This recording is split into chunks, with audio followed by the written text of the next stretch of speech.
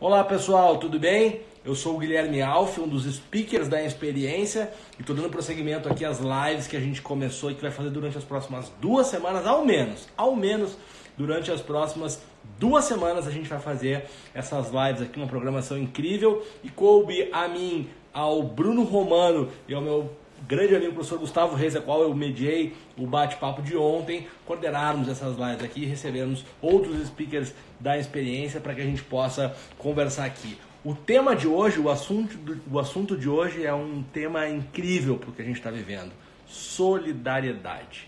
Solidariedade é muito importante para a gente atravessar essa tempestade que infelizmente está só começando aqui no Brasil. A gente tem que pensar muito positivo, agir, não só pensar positivo, como agir muito para que seja menos dolorida do que está sendo no mundo todo, mas a gente vai enfrentar isso com força e também vai, de alguma forma, crescer. É muito importante que nós todos, que a gente cresça aí nesses tempos tão difíceis que a gente vai viver por agora. O Pedro Werneck deve estar entrando já por aqui, ele é o presidente do Instituto da Criança. Eu já convido vocês então a conhecer o trabalho do Instituto da Criança, que é um trabalho incrível. Acessa lá institutodacriança.org.br.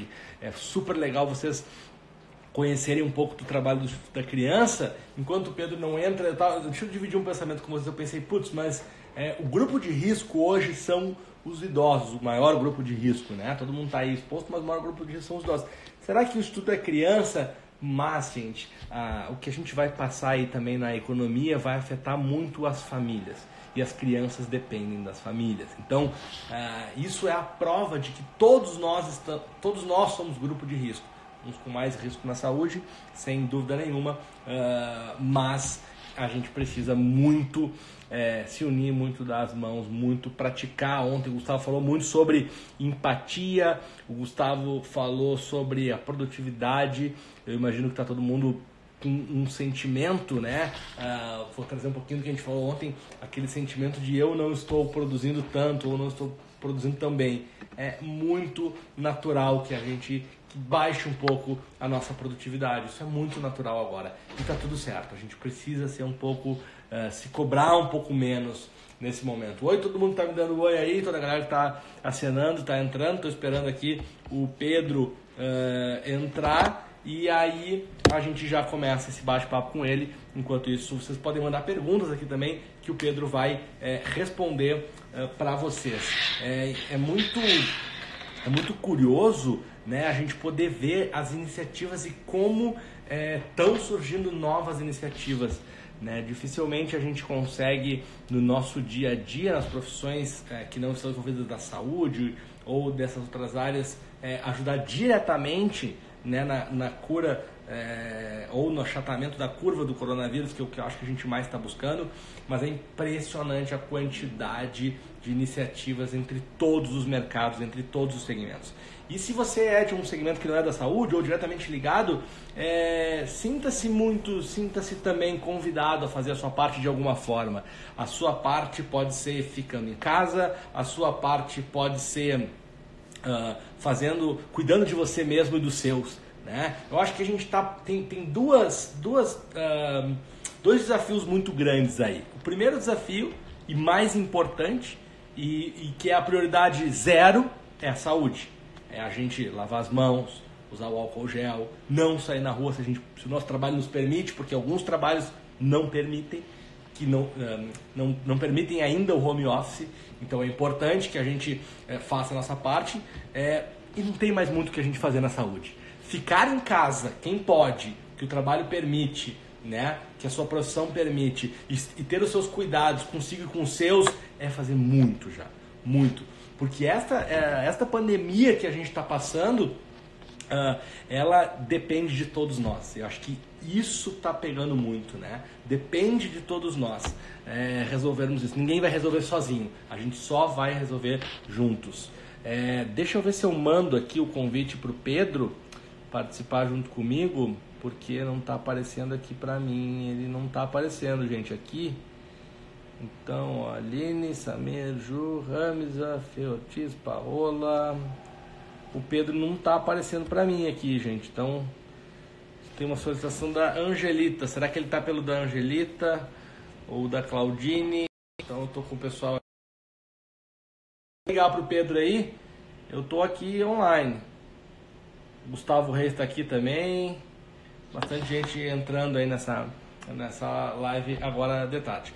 Então, eu tava falando, então tem duas coisas, né? A parte da saúde, que o que a gente que não é diretamente envolvido pode fazer é isso, assim, é tomar os cuidados amplamente divulgados, lavar a mão, álcool gel, não levar a mão no rosto, ficar em casa, que talvez seja a principal aí, indicação no momento, né?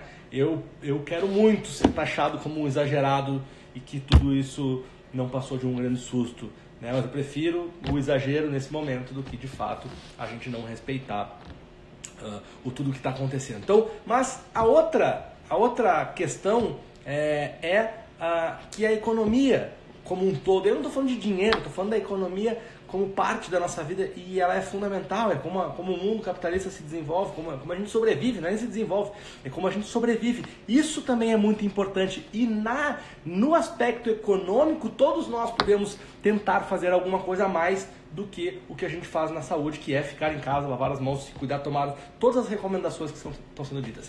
E isso é muito importante, né? E aí quando a gente está falando da economia, por exemplo, vem aí a inteligência emocional, que ontem eu conversei com o Gustavo, que tem tudo a ver. Inteligência emocional nesse momento tem tudo a ver com a economia. Então, falar que a economia está ficando doente junto vai muito além do dinheiro, de ser rico ou não, né? Vai muito além disso, vai em a gente entender que o mundo precisa, dentro de casa, fazer o máximo que ele pode para tentar um pouquinho diminuir os impactos. Os impactos com certeza vão ser muito grandes, os impactos com certeza vão doer, mas a gente precisa passar. E eu tenho dito muito, gente, tô aqui enrolando, né? Tô aqui enrolando. Enquanto o Pedro deve estar com alguma dificuldade, mas está entrando aí já. Um abraço pro Tedi. Grande Tedi, decano, vai participar aqui da live na próxima semana. Se alguém puder escrever o dia que o Tedi vai participar. Tá aí, ó. Entrou o Pedro, já entrou aqui, eu posso convidar ele. Então, peraí. Vamos puxar o Pedrão aqui. Pedro Werneck aqui. Guardando, então ele já vai aceitar, a gente já vai começar. Fizemos uma... Oh, tá. Desculpa, eu tô aqui desde antes das 3 horas, mas não estava entrando. Sim, todos aí. Tudo certo. Fiz uma longa introdução aqui. Tô te ouvindo super bem. Super não, bem. Eu estava tentando entrar, mas não entrava aqui de jeito nenhum. Cara, agora são Boa tarde a todos. Desafios modernos que vamos viver ao vivo, dia a dia, fazendo essas lives. Ontem eu estava fazendo a live, bateram aqui no meu apartamento, o porteiro veio aqui, tive que abrir a porta, parou a live, mas está tudo certo. O mais importante é a gente poder bater esse papo. Obrigado, Pedro, por ter prontamente aceito aí o convite da galera da Experiência. E eu já vou te dar uma pergunta de largada. Eu queria que você falasse um pouquinho sobre, de fato, o que é solidariedade. Bom, em primeiro lugar, mais uma vez, desculpem a todos aí por essa confusão. E quem faz ao vivo faz de verdade, né? Então, aqui a gente tem muita espontaneidade. A solidariedade, no meu entender, é um sentimento que existe no coração de todos os seres humanos. Todos nós temos dentro do coração amor, alegria, tristeza, raiva, paixão, ódio, ciúme, diversos sentimentos que, na medida que a gente vai vivendo o dia a dia, nós vamos sendo estimulados pelas situações diversas. E essa reação ela acontece de acordo com a nossa razão, a nossa vontade de fazer ou não fazer um determinado gesto. A solidariedade, ela representa o significado do fazer algo quando nós temos um estímulo pela dor do outro, pela dificuldade que a outra pessoa está passando, que é o que se chama também de compaixão. A pessoa sente a dor da outra pessoa, a dificuldade da outra pessoa e se movimenta para, de algum modo, tentar atenuar, reduzir esse desconforto. E nessa hora, ela tem que ter atitude, a atitude solidária de colocar em prática o desejo. Então, é a reação do sentimento colocado em prática. Perfeito. E aí se fala muito também, e se fala muito hoje em dia sobre responsabilidade social, né? E isso é uma das coisas que vocês auxiliam no Instituto da Criança, é isso? Eu acho que se a gente parar um pouco para pensar o que é responsabilidade, né? Porque nós temos que, antes de entender o que é responsabilidade social, pensar o que nos faz ter a responsabilidade, que é a consciência. E a consciência, ela age de diversas formas, não apenas no social. Temos aqui, por exemplo, hoje a consciência de que estamos fazendo essa live, temos a consciência que eu estou aqui na minha casa, onde estão minhas filhas, onde está minha esposa. Estou olhando aqui, tem uma janela, eu vejo a natureza. Então, são consciências de onde estamos no momento atual. Temos também a consciência do tempo, né?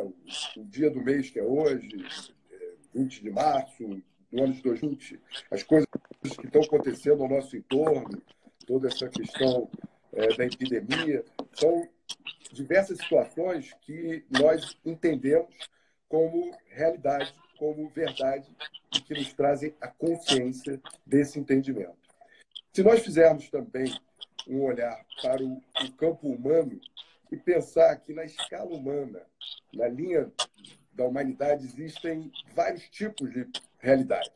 Pessoas que nasceram com saúde, que tiveram boa educação, que tiveram condições de estudar, que tiveram condições de ter atendimento médico, de ter bons relacionamentos e puderam se desenvolver, progredir, trabalhar, conseguem morar num lugar decente, conseguem ter comida. Essas pessoas têm uma vida digna.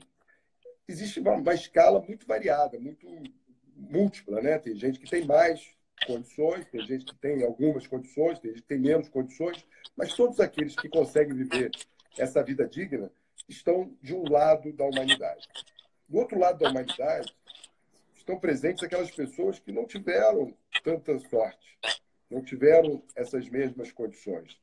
Nasceram em famílias desprovidas completamente de recursos, nasceram doentes, com paralisia cerebral, por exemplo, nasceram em famílias que a mãe está presa, nasceu numa prisão. Você sabe que é muito triste quem nasce na prisão, fica 6 meses na prisão e depois é obrigado a sair da prisão. O bebezinho é retirado dos braços da mãe. 6 meses ou 1 ano, acho que é 1 ano. São retirados. E se não tiver uma família para receber, vai para um abrigo, vai ficar lá esperando até aparecer alguém. Então, pensa você, Alf, que quem nasce numa situação dessa e não escolheu, qual é a chance que ela tem de ter uma vida digna? É muito menor do que daquelas pessoas que nasceram numa condição diferente. E, seguindo esse raciocínio, temos do outro lado as pessoas que vivem nessa condição indigna, que também tem maior ou menor escala. Tem gente que está numa situação muito complexa. Nós conhecemos instituições que atendem crianças que não têm família e que são vítimas de paralisia cerebral. A criança, além de não ter um pai e uma mãe, ela não tem condição de viver nem um dia sozinha, porque ela tem que ser alimentada, ela tem que tomar remédio, ela tem que ter cuidados integrais. E se essa pessoa não tiver alguém que faça por ela, ela vai simplesmente morrer. Então, dentro dessa divisão, quando nós paramos para fazer um olhar para onde nós estamos e conseguimos entender que nós estamos dentro do grupo dos que vivem na vida digna, isso é uma informação muito valiosa e traz para a gente a consciência de onde nós estamos e que o quanto isso representa em termos de vantagem diante de todo o resto. E nessa hora, Alf, a gente tem, primeiro, uma sensação muito boa de agradecer, de reconhecer e ter a gratidão de ter tido essa chance, porque nós não escolhemos por isso, não pedimos por isso. Ninguém definiu onde é que você ia nascer. E se você nasceu em condições que te levaram a viver uma vida digna, você já é um abençoado, já é gratificado por isso. Esse reconhecimento, no meu entendimento, traz para você também, representa para você retribuir fazendo por aqueles que estão lá do outro lado. No outro lado da vida que não é digna. Esse reconhecimento traz a você a responsabilidade social em conduzir processos que possam melhorar, modificar a realidade da vida daquelas pessoas. Então, essa consciência traz para a gente a responsabilidade de agir pelo próximo. Quando a gente fala em responsabilidade social, a gente está falando de pessoas físicas e de empresas também. Muitas pessoas acham me parece que o mais correto seria, eu não sei se exatamente com percentuais, mas ela é uma responsabilidade que deve ser de todos.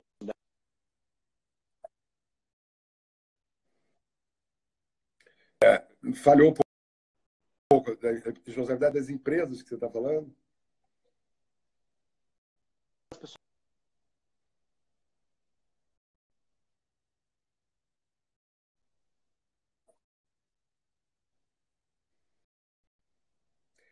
As empresas, elas têm, pela natureza dos seus negócios, um dever com a sociedade. Porque cada empresa, seja ela a forma como ela atua, o segmento como ela atua, ela tem, no decorrer da sua trajetória, a necessidade de interagir com o público, que é o seu consumidor, que compra os seus produtos, que utiliza os seus serviços. E essas empresas, elas precisam ter o dever de também devolver alguma coisa pela sociedade. Então, existe um papel cada vez mais frequente das empresas terem atividades na área da responsabilidade social. Só que elas não sabem muito como fazer, o que fazer, de que forma fazer. E para isso evoluir, elas estão criando departamentos, estão criando setores próprios com áreas de sustentabilidade, como áreas de responsabilidade social corporativa, para desenvolver junto com seus funcionários e oferecer para o público que está no entorno da sua empresa, na região onde ela atua, atividades que possam trazer impacto social. Pedro, eu queria que você contasse um pouquinho sobre o trabalho. Não está ouvindo? Para aí.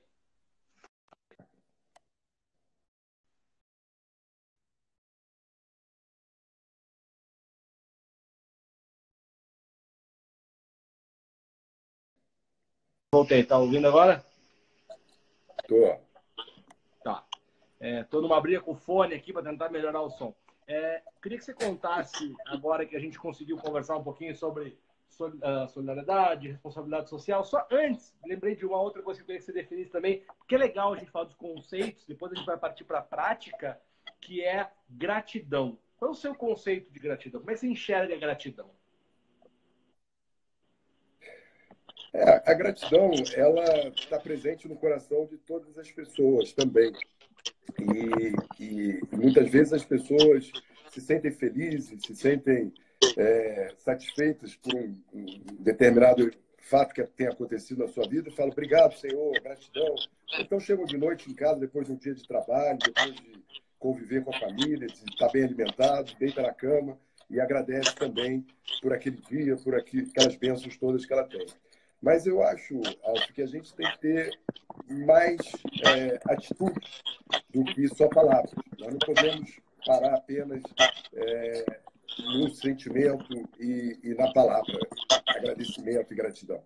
Nós temos que ter coerência, agindo de uma forma compatível com a dimensão daquela gratidão, fazendo atos que representem melhorias, mudanças, transformações da vida das outras pessoas, como uma forma de você demonstrar que a sua gratidão ela é verdadeira, que ela não é só uma palavra. Porque palavra é muito fácil a gente fazer. Mas atitude requer trabalho, requer tempo, requer dedicação. Então, eu acho que a gente tem que ter coerência com a nossa gratidão. Agenda. Perfeito. Falando um pouquinho de prática, eu queria que você trouxesse um pouquinho da história do Instituto da Criança, do trabalho que você vem desenvolvendo lá, contasse um pouco, porque a gente falou um pouco desses conceitos, mas, como você mesmo puxou, a ação, a prática é o que faz toda a diferença, né? O Instituto da Criança, como o nome bem diz, ele teve o início da sua história olhando para a criança, porque quando nós começamos o movimento, com meus irmãos, com alguns amigos, nós apoiávamos crianças de uma família e depois passamos a apoiar também uma instituição com crianças com paralisia cerebral, crianças que não tinham pai e mãe. E esse trabalho, inicialmente, ele era feito informal, ele não tinha uma estrutura de equipe, de pessoas, não tinha um estatuto, não tinha nada. Era simplesmente uma ação. E o resultado desse trabalho foi dando certo com o passar dos anos. Isso foi no ano de 1994, quando começamos. Em 1997, já tínhamos avançado com resultados, com várias histórias. Nós resolvemos dar um nome ao movimento, resolvemos criar uma instituição.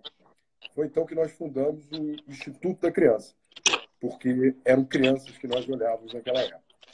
Seguimos os anos, em 2003, nós começamos a visitar algumas instituições e, ao sair de uma dessas instituições, lá em São João de Meriti, nós fomos visitar a casa de algumas famílias. E, ao chegar na casa dessas famílias, nós vimos ali um comportamento dos pais, o ambiente melhorado, nada compatível com o que as crianças tinham na instituição. Resolvemos, então, criar um programa para falar para os pais, para falar para a família. Criamos um programa chamado Espaço Cidadão. Com a ajuda de vários amigos, fomos formatando cartilhas para falar sobre cidadania, planejamento familiar, relacionamento interpessoal, alcoolismo e droga, economia doméstica, para que as pessoas pudessem, de alguma forma, aprimorar o seu comportamento junto à família. E aí, nessa altura, Alfia, o Instituto podia ter se tornado o Instituto da Família, o Instituto do Cidadão, mas mantivemos como Instituto da Criança. O tempo passou e, em 2008, quando nós fizemos um planejamento estratégico para pensar no futuro, nos próximos anos, nós entendemos que o principal foco do Instituto, naquela época, era o empreendedor social.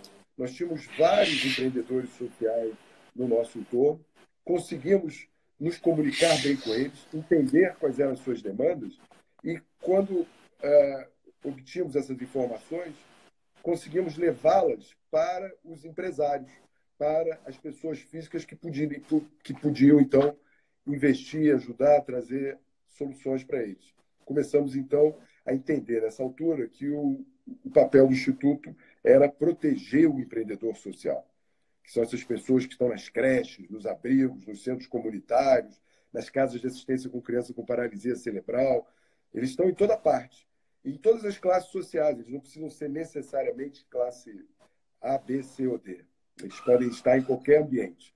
A diferença do empreendedor social é que ele é capaz de reagir de uma forma ativa sobre a questão que se impõe naquele ambiente. Ele vê ali uma necessidade, todo mundo está vendo, mas ele tem uma coragem, ele tem uma ousadia de ir lá e começar ali um espaço, traz uma equipe, traz um computador, coloca as pessoas e vai desenvolvendo uma ação e vai sobrevivendo. E o que nós queremos é fazer com que esse empreendedor se mantenha vivo, se mantenha saudável e fortalecido para que ele possa continuar o seu trabalho. Isso a gente entendeu naquela época, em 2008. Poderíamos ter, mais uma vez, pensado em mudar o nome do Instituto, Instituto do Empreendedor Social, mas mantivemos o Instituto da Criança, porque esse nome sempre nos agradou. Ele sempre trouxe muita esperança para a gente. Os anos passaram mais à frente, quando, em 2015, ficou pronto um livro contando a história dos 20 anos do Instituto. E, ao fazer esse livro, nós fizemos toda uma visita ao passado, os 20 anos da história. Quando o autor do livro me entregou o original e eu tive que ficar lendo e relendo para procurar entender o que podia corrigir de nome, data, endereço, depois de ler várias vezes, eu comecei a entender que o grande papel que o Instituto tinha, e sempre demonstrou ter, é inspirar o exercício da solidariedade, motivar as pessoas a colocar em prática o sentimento da solidariedade de uma maneira que elas possam perceber que a vontade delas está se tornando uma ação. O Instituto é, portanto, uma solução, uma ferramenta capaz de satisfazer essa expectativa das pessoas. De lá, então, não mudamos mais e pretendo não mudar. O nosso propósito hoje é inspirar a solidariedade para transformar vidas. E como missão do Instituto sermos gestores de projetos sociais. Temos hoje uma equipe estruturada para esse propósito de fazer a gestão de projetos. E usando essa equipe, hoje está todo mundo em casa por conta dessa epidemia, a nossa equipe está toda em casa, mas estão todos trabalhando em conjunto, junto com um grupo muito especial que se formou aqui no Rio, um grupo chamado Reação e Ação, onde nós estamos buscando providenciar soluções para as diversas lacunas que todo esse processo do coronavírus está trazendo para a gente. São várias ações, várias frentes. Cara, muito legal. Deixa eu reforçar o convite para quem chegou depois aqui para entrar lá, www.institutodacriança.org.br. É muito legal vocês conhecerem também um pouco mais a fundo o trabalho, além do que o Pedro está falando aqui, olhando o site lá. Então fica o convite. E o segundo convite que eu tenho para fazer para vocês agora aqui é que vocês mandem perguntas para o Pedro Werneck. Mais para o fim dessa live ele vai responder algumas perguntas. Vocês podem mandar aqui mesmo, aqui embaixo tem uma caixinha de perguntas ali. Mandem perguntas, vão aproveitar esse tempo que o Pedro está dedicando para a gente. Você pode contar alguma ação do Instituto assim, que seja legal para a gente poder ver materializado isso que você está falando? Olha, o Instituto ele atua em diversas frentes, Ralf, porque nesses anos a gente entendeu que, independente da atividade social, seja ela na educação, na cultura, no esporte, no desenvolvimento comunitário, não importa. Todas as áreas têm importância, todas têm relevância, desde que elas tragam um impacto social, desde que elas promovam o desenvolvimento da vida, que é o que nos interessa em última análise. Queremos crer que o Instituto ele tem uma capacidade, ao reunir tantas pessoas e tantos elementos dentro de uma plataforma única, ele tem a condição de transformar a realidade de vidas humanas. Quando a gente trabalha com vidas humanas, não importa a quantidade delas. Toda vida humana tem um valor extraordinário. Se nós conseguimos impactar, modificar, transformar a vida de uma vida, já é algo muito significativo. Quanto mais vidas a gente puder alcançar, melhor será. E, por isso, não delimitamos a forma. O que nos interessa é o objetivo. Exemplos, temos alguns, e eu acho interessante ressaltar aqui ações que nós fizemos em ocasiões como as que a gente está vivendo hoje, né? O momento da epidemia. Na ocasião de 2011, com as chuvas da região serrana, certamente todos se lembram aquela tragédia terrível que milhares de pessoas morreram, casas caíram, foi um desastre natural muito grande. O Instituto, naquela época, aliado com empresas como a Cultura Inglesa, a Vale, a White Martins e outras empresas, recebeu recursos para que a gente pudesse fazer a aquisição de itens para as famílias voltarem para casa, geladeira, fogão, eletrodoméstico, máquinas de lavar. Então, nós fizemos, naquela altura, a captação de mais de R$1 milhão, alguma coisa em torno de R$1.400.000, e com esses recursos fomos ao mercado procurar onde comprar os produtos de uma maneira mais econômica, fizemos a aquisição desses bens e distribuímos em comunidades de Teresópolis, depois fomos também em Petrópolis, fazer a distribuição para famílias que nós selecionamos previamente que haviam sido atingidas, para que elas pudessem retornar para as suas casas de uma maneira digna. Naquela época foram 400 famílias impactadas. Fruto desse trabalho, nós acabamos também nos aproximando aproximando do empresário Eduardo Eugênio Gouveia Vieira, que tinha se sensibilizado com toda aquela tragédia ocorrida lá em Itaipava. E ele tinha alguns amigos que doaram terrenos, estavam dispostos a doar terrenos. 4 terrenos que juntos somavam 50 mil metros.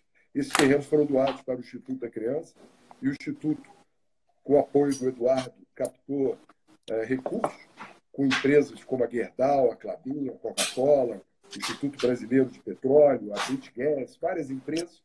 Com esses recursos, nós conseguimos construir 24 casas que foram entregues com a ajuda do INEA para famílias que foram atingidas e que estavam desabrigadas naquela altura. Isso foi em maio de 2013. No final desse episódio, a gente ainda tinha terreno, mas não tinha mais dinheiro para construir mais casas. Tentamos captar, mas é curioso que, quando a lágrima esfria, as pessoas não têm a mesma desenvoltura para contribuir. Então, não conseguimos mais dinheiro.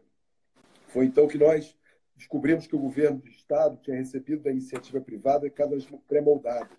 Começamos a negociar com a iniciativa privada, começamos a negociar com o governo, e o governo fechou conosco uma parceria para instalar nesse nosso terreno mais 50 casas. Então, naquela altura, em fevereiro de 2014, nós entregamos 74 famílias que ficaram abrigadas, receberam suas moradias e hoje vivem dignamente com um condomínio que o Instituto continua olhando, continua preservando, para que ali permaneça a comunidade original, fazendo do ambiente um ambiente cada vez mais saudável, mais confortável, mais bonito e feliz. Então, é uma obra que a gente tem um grande orgulho de ter realizado e que surgiu numa tragédia como essa. Esse momento atual que nós estamos passando, nós estamos trabalhando com a perspectiva de reativar um espaço no hospital do Fundão, o HU, o Hospital Universitário, aqui no Rio de Janeiro. Ele tem lá cerca de 60, 70 leitos que podem ser reativados para um sistema de UTI, que poderá ser muito necessário. Muito necessário, né? Diante dessa urgência que a gente está vivendo. Então, hoje, nós estamos juntando um grupo de pessoas. Nesse momento, no dia de hoje, parei aqui para a gente conversar, mas eu estou trabalhando com a nossa equipe diretamente nisso. Nós estamos fazendo o dimensionamento dos investimentos que serão necessários, a forma de regularizar a transferência desses recursos e a maneira de dar continuidade para que esse projeto tenha um legado também, que ele se perpetue, que ele continue depois através do SUS. Então, isso tudo está sendo construído nesse momento. Nós estamos reagindo, né? Quando acontece uma tragédia, quando acontece uma iminência de uma tragédia, a gente tem que reagir. Não podemos ficar parados olhando.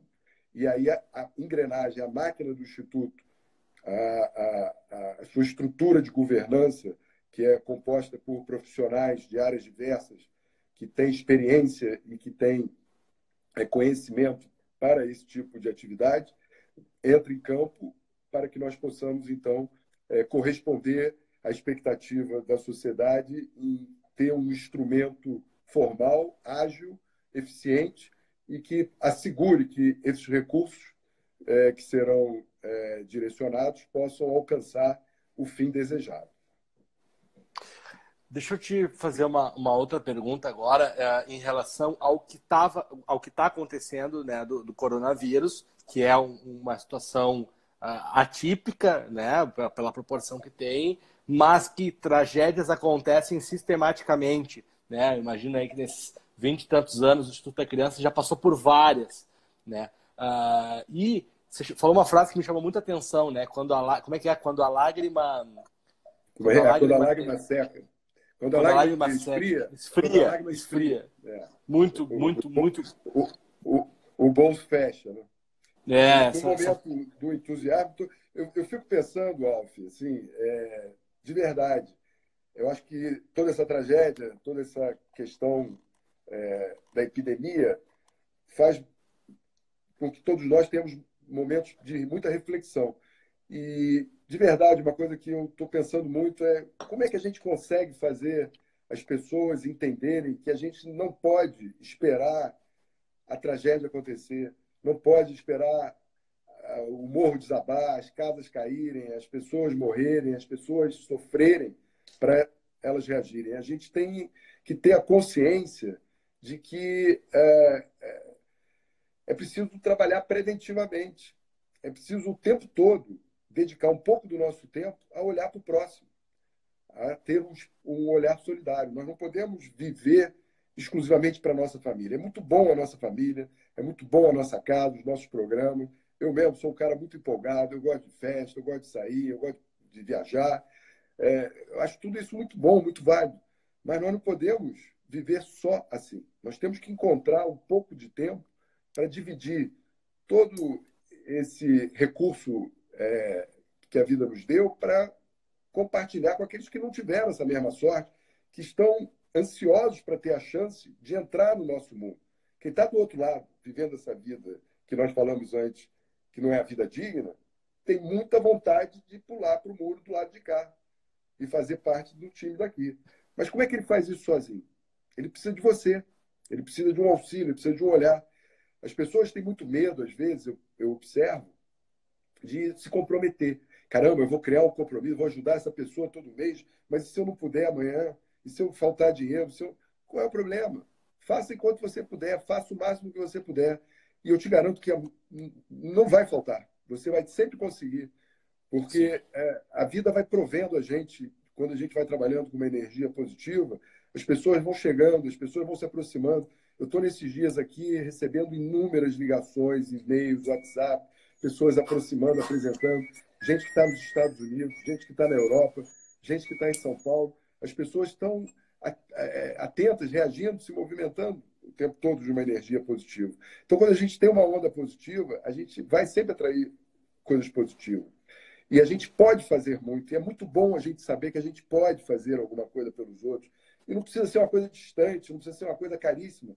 Muitas vezes as pessoas podem ajudar uma pessoa que trabalha no seu prédio, uma pessoa que trabalha na sua casa, um parente que está com uma dificuldade maior, alguém que está precisando pagar um curso, para pagar um tratamento dentário, um tratamento psicológico. Sei lá, são tantas as necessidades.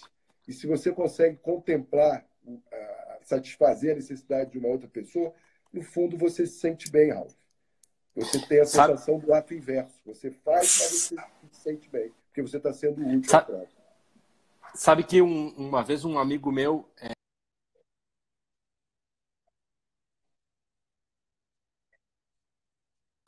cada um tem que doar o que é o seu melhor. Vamos tirar dinheiro. Às vezes, porque muitos falam em dinheiro, mas muitas vezes, quando a gente doa o nosso melhor, é muito bom. A gente pode ajudar muito com o nosso melhor, né? Tem alguns casos que eu vou ajudar, em vez de dar, por exemplo, um valor X, eu posso dar um valor X, mas o meu trabalho pode gerar 10X. Né? O meu trabalho. Então, talvez seja importante, na minha área que é comunicação, se eu puder gerar 10X com o meu trabalho, talvez seja tão importante ou mais que 1X que eu possa dar diretamente. Né? Então, cada um tem que dar o seu melhor. E você sabe de uma coisa, por exemplo, falando sobre isso, que tem muito valor, que todos nós temos algum relacionamento. Nós conhecemos pessoas, Sim. Nós nos relacionamos com pessoas, nós temos amigos nas mais diversas áreas. E às vezes uma outra pessoa precisa de acesso a esse amigo, precisa de caminho para você chegar àquela pessoa. E você pode ser esse canal. E isso, Alf, às vezes custa um telefonema, um WhatsApp, uma mensagem, e você abre uma porta, abre uma janela para uma pessoa e dá uma oportunidade para ela. Então, formas de ajudar são as mais diversas. Eu ouço muitas pessoas falando, Pedro, no dia que eu puder, eu quero colocar dinheiro, eu quero ajudar o Instituto, quando eu tiver dinheiro, quando a minha empresa estiver bem, quando o meu trabalho... Eu falo, gente, não espere esse dia chegar. A gente não sabe se esse dia vai chegar.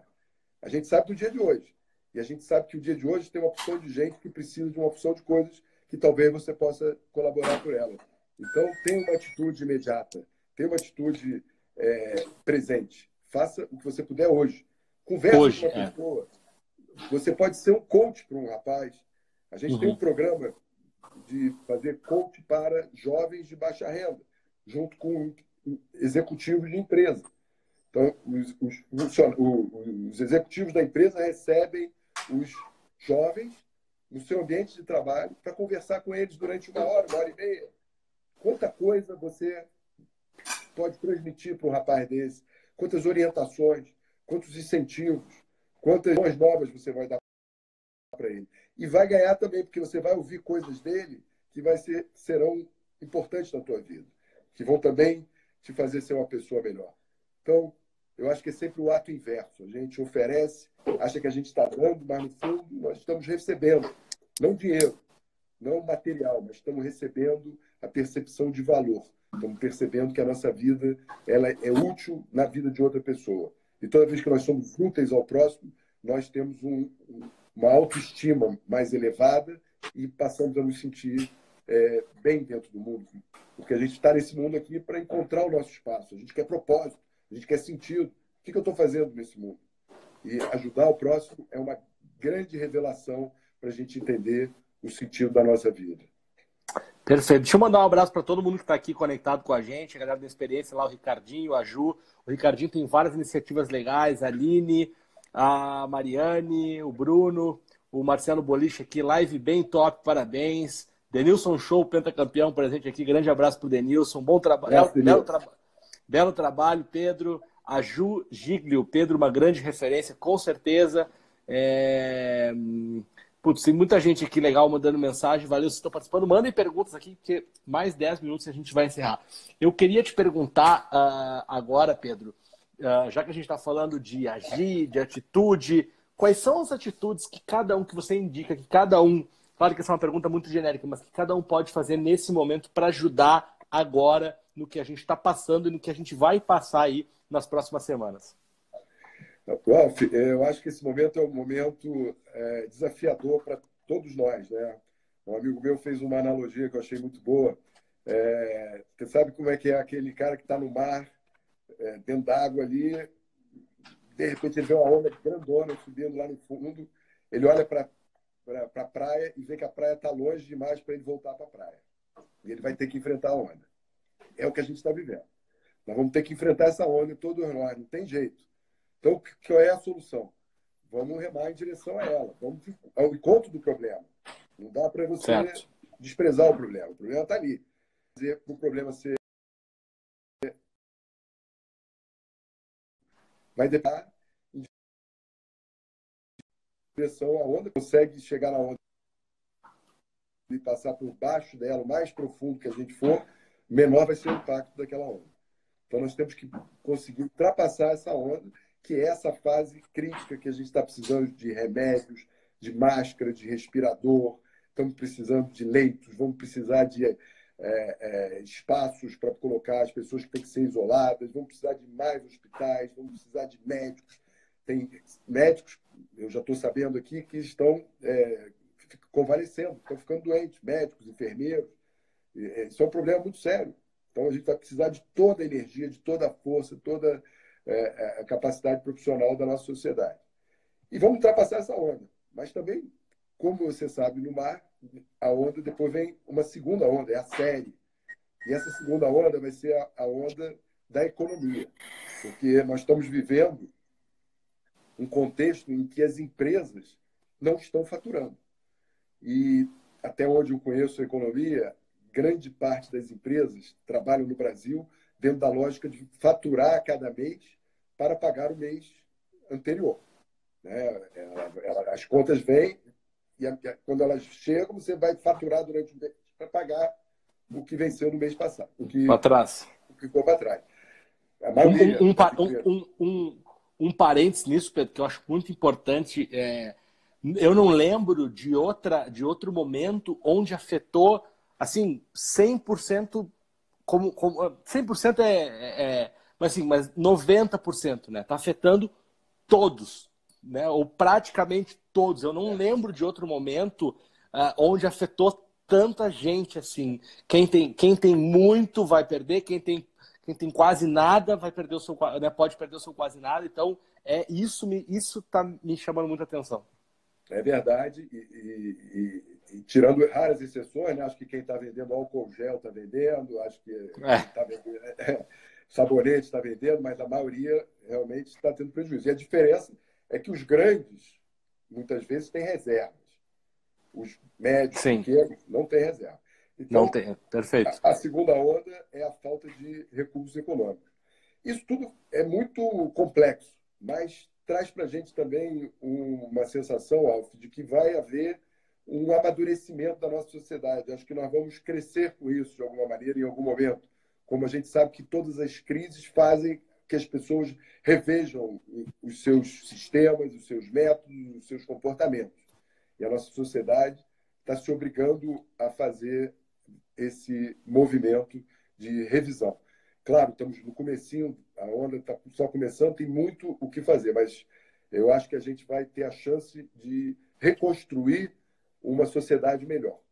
A minha esperança é de que toda essa preocupação, de que todo esse desconforto traga para todos nós, no momento adiante, um aprendizado que permita que possamos ter uma sociedade melhor estruturada, mais consciente, mais cuidadosa, mais cautelosa, mais higiênica e mais unida, solidária, para que a gente possa ter uma vida melhor adiante. Eu acredito nisso. Legal. Gente, se tiverem perguntas aí, última chance de mandar perguntas aqui pro Pedro. Eu tenho uma pergunta que é: como eu ajudo via Instituto da Criança? Tem várias formas. Eu acho que a melhor maneira é fazer um contato com a gente, mandando através Pode ser, mas esse contato pode ser pelo site? Pode ser pelo site, tem um e-mail no site, fácil de encontrar, e aí, a partir do retorno, nós vamos entender o que você gostaria de fazer, o que você poderia fazer. Porque, certo, como já falamos, não é só dinheiro. Dinheiro sempre é importante, sempre necessário, mas é muito importante também que haja o trabalho, haja a competência, os relacionamentos, a força que cada um de nós possui. Toda essa energia, ela é útil e bem-vinda.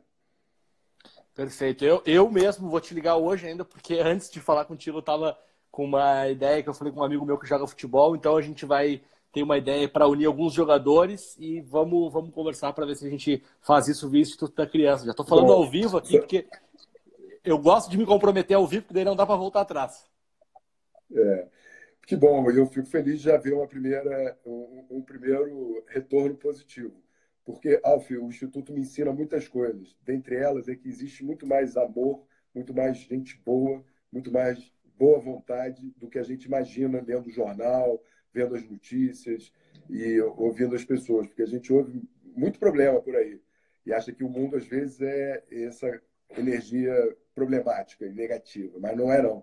Eu conheço milhões de histórias e de pessoas a cada dia que me fazem crer como tem caminhos positivos e como tem gente boa nesse mundo. Tem uma pergunta aqui do Rafael. Boa tarde para o Rafael que está acompanhando. Vocês incentivam doações via IR, acho que é imposto de renda. Como proceder? O imposto de renda aqui no Brasil tem poucos benefícios. Desde a Constituinte de 88 foi muito restrito. Mas é possível. Empresas que têm lucro real, as empresas que são taxadas pelo sistema contábil do lucro real, elas podem destinar 1% do valor devido ao IR a cada ano para o Fundo da Infância e do Adolescente, não para o Instituto. O Instituto não tem como receber esse recurso, mas ele vai para o Fundo da Infância da Criança e do Adolescente, e aí sim podem ter projetos, e aí até o Instituto poderia ter um projeto lá no fundo e aí receber esse recurso. A outra maneira é a pessoa física destinar 6% do imposto de renda devido. Esse para todo cidadão que paga o imposto de renda completo pode destinar 6% desse valor no final do ano. Ou então, no ato da declaração, aí cai para 3%. E, finalmente, as empresas que têm lucro real, essas podem doar 2% do lucro operacional delas para as OCIPs, que são as organizações da sociedade civil para o interesse público. Caso do Instituto, nós somos uma OCIP. Então, empresas que têm lucro real podem doar 2% do lucro operacional e recebendo esse imposto de renda, e recebendo esse recibo, ela lança como despesa operacional no seu imposto de renda.